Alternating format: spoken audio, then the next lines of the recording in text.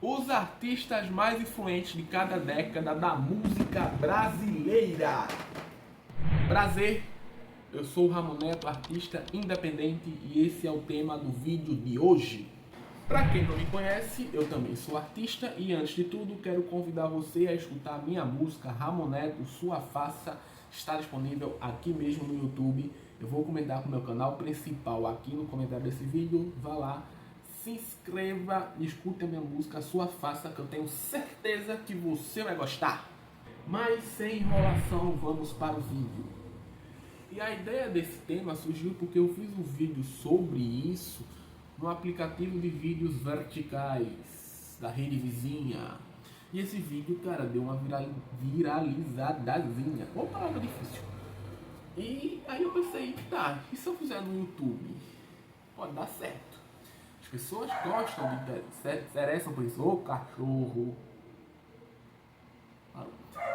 Parou não. Daqui a pouco eu volto. Eu quero começar pela década de 40. Sim, os anos 40. Que no vídeo que eu fiz, eu comecei na década de 50 e teve gente que me cobrou sobre a década de 40 e falar sobre Carmen Miranda. Sim, ela mesma, Carmen Miranda, que para muitos acaba sendo a maior artista brasileira, né? E parece que ela é portuguesa, se eu não estiver enganado, mas enfim. E é isso, né? Muitas pessoas me questionaram, muitas não, mentira, mas teve uma pessoa que me questionou sobre ela e faz sentido sim, falar sobre ela sim. A artista mais influente da música brasileira na década de 40 foi Carmen Miranda. Vamos para as próximas agora. Na década de 50, eu acho que foi o Luiz Gonzaga, sim. O pernambucano Luiz Gonzaga, também sou pernambucano. Ele foi o artista mais influente da música na década de 50, na minha opinião. Uma década em que a música brasileira era muito arcaica ainda. Era mais uma cópia da música gringa do que música brasileira mesmo. E o Luiz Gonzaga, na minha opinião, deu uma abrasileirada na música brasileira. Abrasileirada na música brasileira. Isso mesmo. E, cara, existe uma música antes e depois de Luiz Gonzaga dentro do Brasil. Então acho que ele foi muito influente e também acho que ele não tem o devido reconhecimento. Muitas pessoas conhecem o Luiz Gonzaga, mas na minha opinião ele não tem o reconhecimento que ele merecia e deveria ter na história da música brasileira. Na década de 60, eu acho que os Mutantes foram a banda mais influente. Os Mutantes eles surgem ali, se eu não me engano, é em 65 ou em 66, eu não me lembro, no Festival de Música Popular da TV Record. Se eu não estiver enganado, foi isso. E eles ganham, eu não sei se eles ganham o concurso ou se eles vão muito bem, chegam perto de ganhar.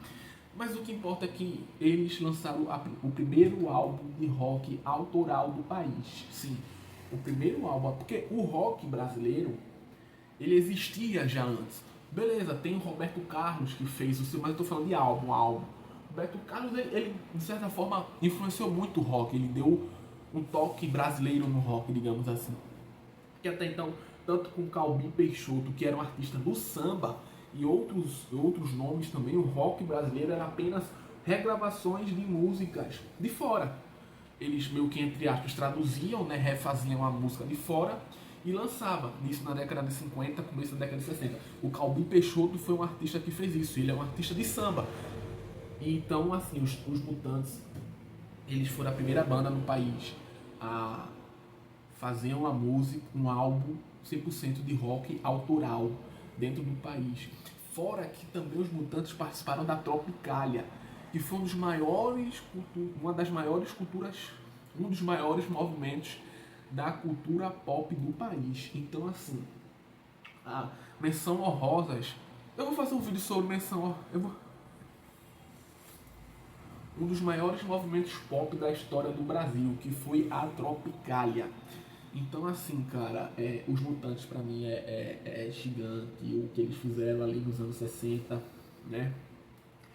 Porque não foi tipo assim, o rock não existia, entre aspas, no Brasil, era o de fora, assim, e eles fizeram o rock brasileiro. Óbvio que olhando de hoje é fácil, não fácil, mas tipo assim, olhando de hoje a gente acha normal, mas se você parar pra pensar o que eles fizeram na década de 60, cara, é muito grande, é muito gigante, por isso que pra mim tem a maior influência.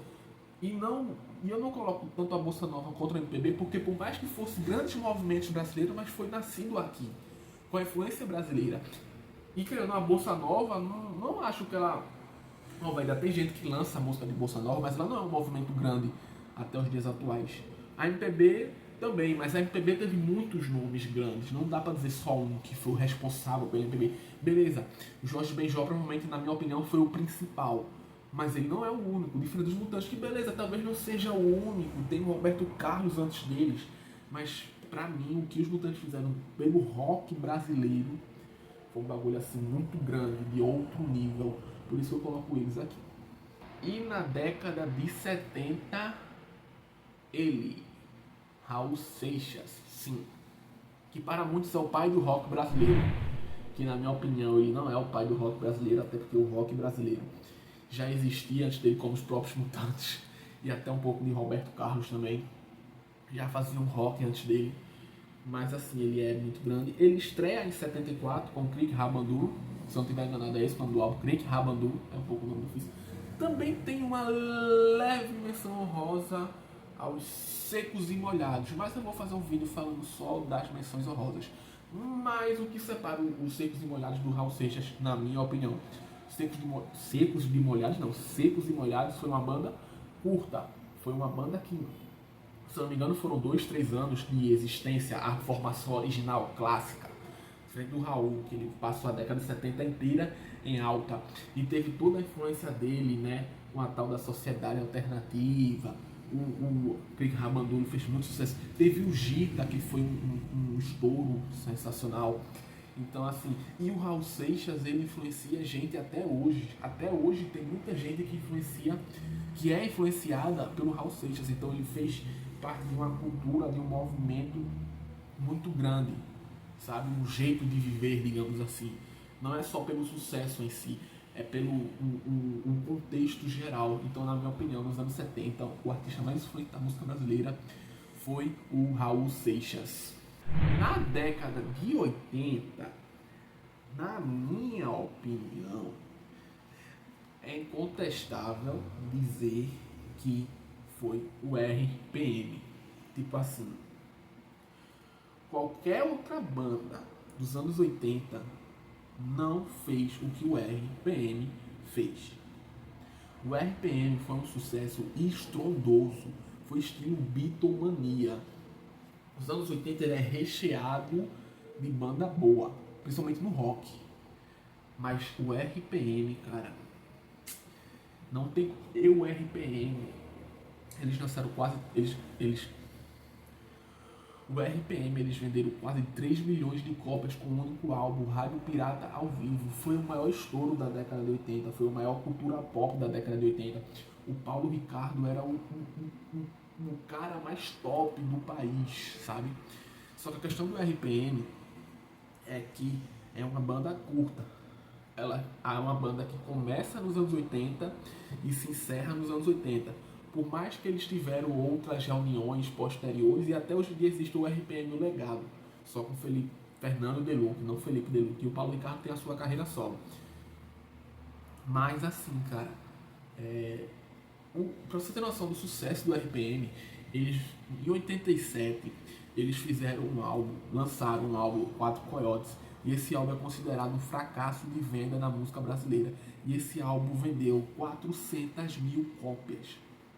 400 mil cópias e é considerado um fracasso de venda. Isso dá 4 discos de platina e 8 discos de ouro, se eu não estiver enganado.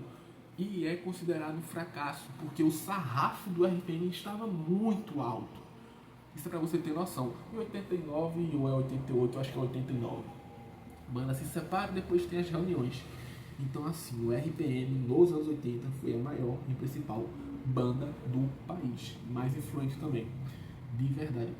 O RPM foi gigante. Nos anos 90, aqui vai um pouco de clubismo. Um pouquinho de clubismo que eu coloco os Mamonas Assassinas. Por mais que tenha outras inúmeras bandas gigantes dos anos 90, por exemplo, o Skank, Mas o Skank, beleza, ele meio que veio com rock, reggae, assim, se podemos dizer. Mas eu acho que a influência dos Mamonas Assassinas foi diferente. Algumas pessoas falam do Axé, do El Chan, por exemplo. O El Chan, beleza, ele foi a banda de maior sucesso do Axé dos anos 90, mas não foram os precursores. Porque o Axé existe há muito tempo, mas tipo assim, que colocou de certa forma o Axé no mainstream na década de 90 foi a Daniela Mercury com o Canto da Sereia. Eu não me engano se foi 91 ou 92. Mas a Daniela Mercury com o Canto da Sereia é que faz isso acontecer. O El Chan só começa a bombar por meados de 94, quando já existia o movimento do Axé. Diferente dos Mamonas, assim, que não existia um movimento de rock cômico. Teve outras bandas que já fizeram isso, como por exemplo a Joelho de Porco nos anos 70, lançaram músicas cômicas de rock, mas sem obter sucesso. E os Mamonas Assassinas, eles obtiveram um sucesso gigantesco. Eles moldaram uma geração. Até como pessoas tipo eu, que não vivi nos anos 90, sou super fã dos caras. Então assim, eu acho que os Mamonas Assassinas são a principal banda dos anos 90. E detalhe, os Mamonas Assassinas detêm um recorde de maior banda... Não, mentira. De maior álbum de estreia de uma banda na história da música brasileira. Tipo assim, é gigante, né? Nenhum álbum de estreia foi o que ele fez. E foi uma banda curta, que durou apenas 9 meses de duração. Imagina se existisse mais e mais anos, se existisse até hoje. Que provavelmente se separariam em algum momento, que é normal de quase todas as bandas. Mas os Mamonas Assassinas são gigantes, na minha opinião. Eu vou além, gerando um pouco de polêmica. Na minha opinião, os Mamonas Assassinas são a maior banda da história da música brasileira. Nos anos 2000, eu acho que foi o Charlie Brown. Sim, Charlie Brown Jr. Tem o NX, tem a Fresno com o Emo Core, tem a Pete, que fez muito sucesso. E tem outras... Tem a Ivete Sangalo, que fez um baita de sucesso também nos anos 2000. Mas, assim, na questão da influência, o Charlie Brown, ele se comunicava com o jovem da época. Ele se comunicava com o adolescente da época. As pessoas se sentiam representadas pelo Chorão, os jovens da época. E o Charlie Brown é uma banda que surge no final dos anos 90, em 97, com Transpiração Contínua Prolongada. E detalhe, o Charlie Brown é uma banda que de certa forma só existe, entre aspas, por conta dos Mamonas Assassinas. Porque o cara que descobriu os Mamonas Assassinas, o Rick Bonadio, me contrata. Me contrata, Rick Bonadio, eu sou fã dos Mamonas. O Rick Bonadio, que estourou com os Mamonas, ele fez sucesso com os Mamonas Assassinas e ficou um cara muito conhecido porque ele foi o cara que produziu o disco dos Mamonas e lançou os Mamonas. Porque até então ele era um produtor, de certa forma, sem sucesso, assim, um baita produtor, mas sem um sucesso comercial. Como o próprio Rick fala, que se não fosse os Mamonas, ele não estaria onde ele está hoje. Para mim é um dos maiores, se não for o maior produtor musical do país. Rick, me contrata aí. Eu realmente acho isso, não é só porque eu queria que ele me contratasse, não. Desculpa. Tanto é que eu queria que ele me contratasse por achar isso dele, né? Mas enfim. E aí, ele quando acontece o acidente dos Mamonas Assassinas em 96, ele passa um tempo e ele mesmo fala em algumas entrevistas que ele queria fazer um novo sucesso. E aí ele vai pra, acho que é a Virgin Records, e ele vira meio que diretor da Virgin Records. E quando ele é diretor, e justamente ele conseguiu esse cargo muito por conta do trabalho dele com os Mamonas.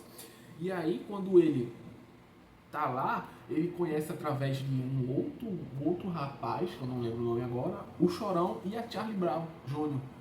E aí ele investe no Charlie Brown Jr. e é o segundo hit, o segundo grande sucesso do Rick, que vendeu 500 mil cópias com seu álbum de estreia em 97, Transpiração Contínua Prolongada.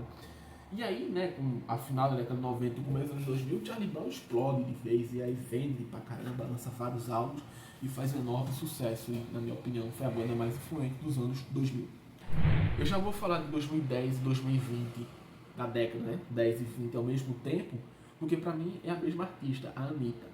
Em 2010 tem todo o movimento das bandas coloridas, dominados pela Restart, que poderia ser até, mas é uma banda que eu sou muito fã da Restart. Se você for no meu Instagram e for ver minha primeira publicação no meu Instagram atual, né? Porque eu publiquei outras coisas que não estão mais lá, é eu no show na Pra Você Lembrar Tudo, da Restart, aqui em Recife, em 2024. Então, assim, eu sou muito fã, mas eu tenho que ser honesto, a Restart, o auge da Restart foi até 2012, 2 anos de auge. Então, assim, não tem como uma banda que teve um auge de 2 anos ser considerada a banda mais influente de uma década. Por mais que a Restart tenha feito um auge gigantesco. Mas a Anitta, ela vem surgindo em 2013 com o Show das Poderosas. Ela já tinha lançado o Menina Má, que foi relevante para a carreira dela, mas o Show das Poderosas lança ela no mainstream. E ela tá fazendo sucesso até hoje, cara. Eu não sou fã da Anitta, mas eu admiro muito o trabalho dela. E nessa década atual principalmente, que foi nessa década que ela conseguiu 2 VMAs, indicação ao Grammy, top em global no Spotify, que querendo não é uma coisa gigante. Nenhum artista tem brasileiro atual, tô falando da atualidade. E assim, cara, ela faz um sucesso muito grande, fruto de muito trabalho que começou na década passada. 2015 a Anitta já era gigantesca com o Bang, então assim, ela já estava gigante no Brasil e se mantém. E pode vir a fazer muito mais sucesso.